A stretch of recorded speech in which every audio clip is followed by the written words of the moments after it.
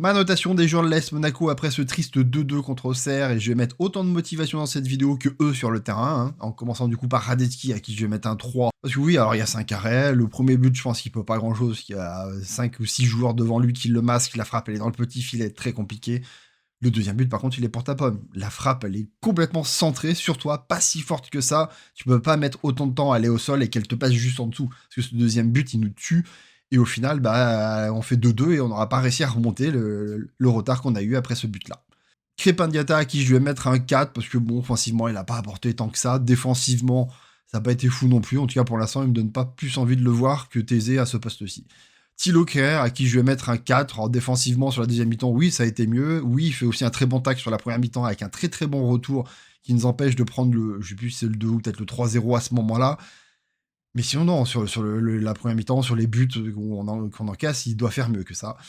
Zakaria, à qui je vais mettre un 4 aussi, parce qu'il est fautif aussi en défense, où il n'arrive pas à défendre correctement, où je trouve qu'au milieu de terrain, il a été plus intéressant, mais pendant 20-25 minutes, suite après aux 2 buts derrière, bah, ça a été un peu plus compliqué. Je l'ai senti fatigué sur ce match aussi.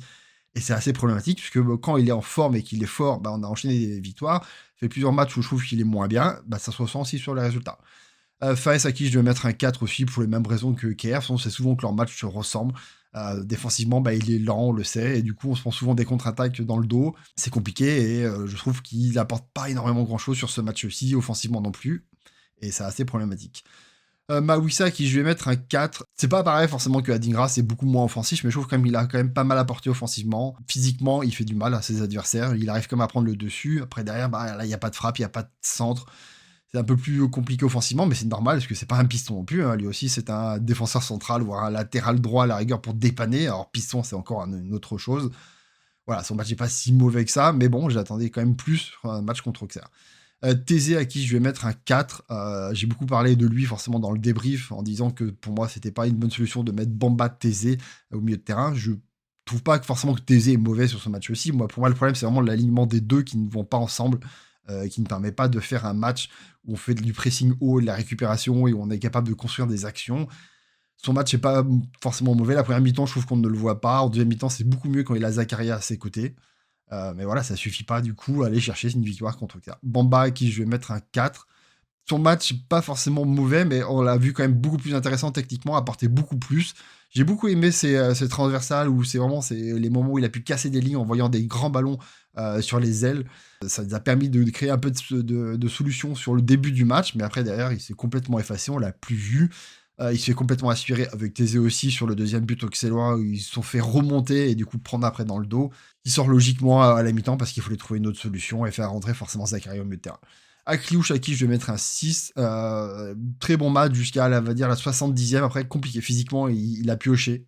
Clairement, on a vu que du coup, d'avoir eu cette petite coupure et tout, bah, ça lui a fait un peu de mal. Il lui a manqué un peu de jus sur la fin, c'est dommage parce qu'on a eu des belles occasions qu'il aurait pu concrétiser, mais son reste de son match est vraiment très intéressant. Ça se voit qu'il y a une grosse différence par rapport au PFC, bah, où on l'avait pas et là où on l'a sur le terrain. Il est passeur. Je regarde vraiment l'action où Golovin lui fait une passe aveugle où il centre pour Koulibaly et Diatta. Du coup, Diatta qui ratera du coup la reprise. De toute façon, je pense que Diatta était de façon hors jeu sur cette action-là, mais pour moi, il doit y aller en perso, il doit aller tenter sa frappe ou alors faire la passe rentrée à Balogun qui est dans l'axe derrière, plutôt que de tenter ce centre qui fait à mi-hauteur. En plus, c'est pas ras le sol. C'est un peu dommage d'avoir gâché cette occasion-là. Fati, à qui je vais mettre un 5, il sauve son match parce qu'il y a un but qui est joli en plus. Voilà, il n'est pas forcément simple à mettre, il met une belle frappe bien placée. Mais le reste de son match, il est dégueulasse parce qu'il ne presse pas et il ne défend pas. Il gâche pas mal d'occasions où du coup il veut jouer des 1-2 où alors ses coéquipiers ne suivent absolument pas ce mouvement-là, quoi. Et donc on a perdu pas mal de ballons à cause de ça. Moi non, je comprends pas qu'il soit encore titulaire sur ce match aussi. Et même s'il enchaîne encore un nouveau but, Monsieur Stat, bah je suis désolé, je suis toujours pas fan de lui. J'aurais préféré avoir quelqu'un d'autre à sa place comme Adingra. Golovin, bon, bah, entendu, de toute façon, en conférence de presse, que Pocconi disait qu'il n'était pas encore à 100%. Bah, on va espérer qu'il le soit contre Toulouse, hein. Balogun, à qui je vais mettre un 5. Certes, il y a un but et il y a ce penalty qu'il allait chercher lui-même. Je regrette toujours ces tirages de maillot. C'est de plus en plus voyant où il tire le maillot. Et du coup, on se fait siffler des fautes à cause de ça. Et c'est con. On perd des fois des actions à cause de ces tirages de maillot. Lâche, lâche, à un moment donné, c'est bon. Adingra, qui rentre du coup à la mi-temps, à qui je vais mettre un 6. Le remplaçant, du coup, j'ai noté parce qu'il a joué plus de 20 minutes. Très bonne entrée en jeu, qui nous a fait énormément de bien, même si encore au poste de piston, que j'aurais aimé le voir au poste de milieu offensif, pour pas qu'il parte d'aussi loin, même si là, contre Auxerre, forcément, il était plus haut sur le terrain. Même s'il a pas fait que des bonnes choses, bon, moi, il a apporté quelque chose, il a tenté des dribbles que les autres joueurs n'ont pas fait, il a tenté de faire des 1 contre 1 alors que tous les autres joueurs essayaient de faire des passes et c'est là qu'on perdait parce qu'à un moment donné, bah, on se fait couper les lignes de passe. Voilà, ça a apporté quelque chose et c'est pour moi l'un des meilleurs joueurs sur ce match-ci avec Akiliouche.